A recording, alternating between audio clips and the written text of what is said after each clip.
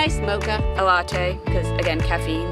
We all know New Englanders would do just about anything for their cup of joe. Walk through a blizzard. We're trying to find an open Dunkin' Donuts. Even buy it from a man pumping it from a backpack. It's nice and hot, look at that. Can't go very far without a coffee stop on your commute. The average American drinks just over 3 cups of coffee a day. That adds up to a collective 400 million cups every single day. Or in a year, 146 billion. So, what's the buzz? This is Chronicle on WCVB Channel 5. Some have it black. Some prefer milk. Others espresso, latte macchiato, americano, java this, flat that, steaming hot or on ice. Coffee. Massachusetts is home to the second largest chain in the country, the 5th largest in ground coffee market share, and specialty brews in eclectic atmospheres. After water, tea is the most consumed beverage on the planet, but here in the U.S., that title goes to coffee. So, how did we get here? You have to go back many centuries to the eastern edge of Africa. The legend of Kaldi the shepherd from Ethiopia, who in the 9th century, and he was take his sheep to pasture. Notice in one particular pasture, they were very frisky and animated. They were consuming these berries, so he made a brew, enjoyed it. There was a monastery nearby. The monk would walk in the evening. Kaldi scolded him, "You have partaken of the devil's fruit." So he ignored him. After a while, the monk said, "Let me try it." And he was able to stay up for the late night prayers.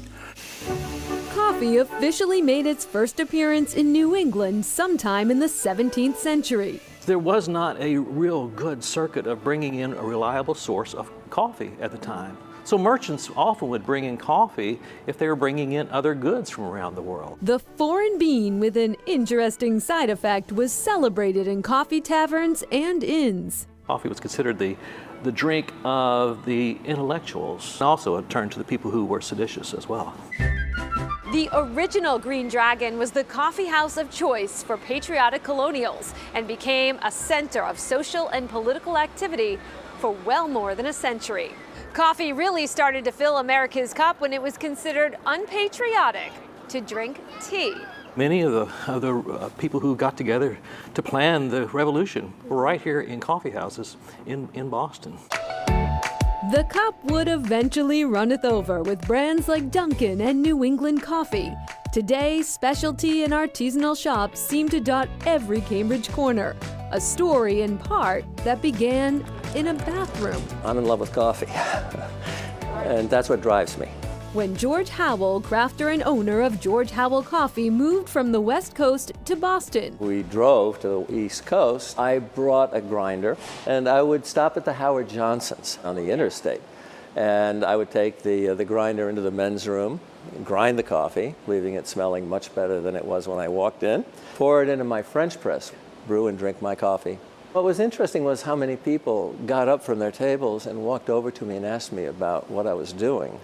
And this was before I had a clue that I would be in coffee. But he soon discovered that New Englanders needed an upgrade.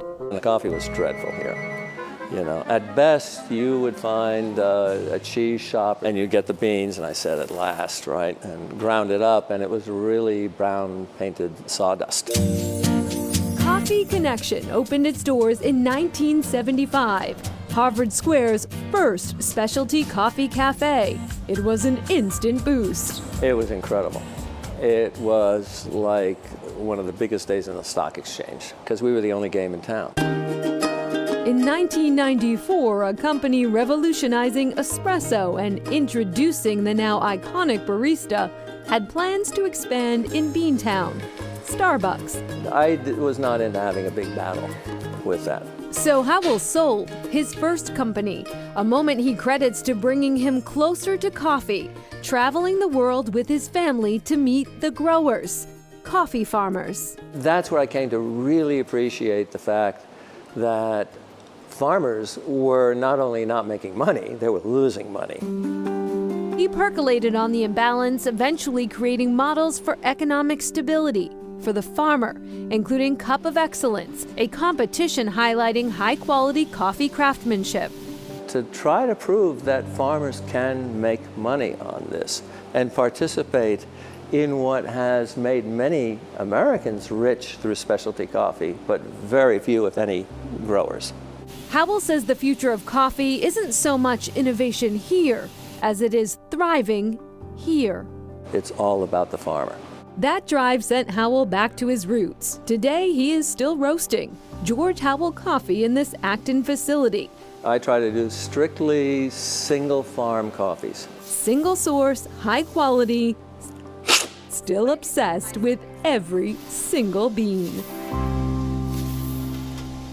And coffee lovers may want to savor every sip. According to a report by Bloomberg, due in part to climate change, coffee bean reserves have plunged to their lowest since the 2000s. Some researchers suggest the amount of suitable land to grow coffee may be cut in half by the year 2050.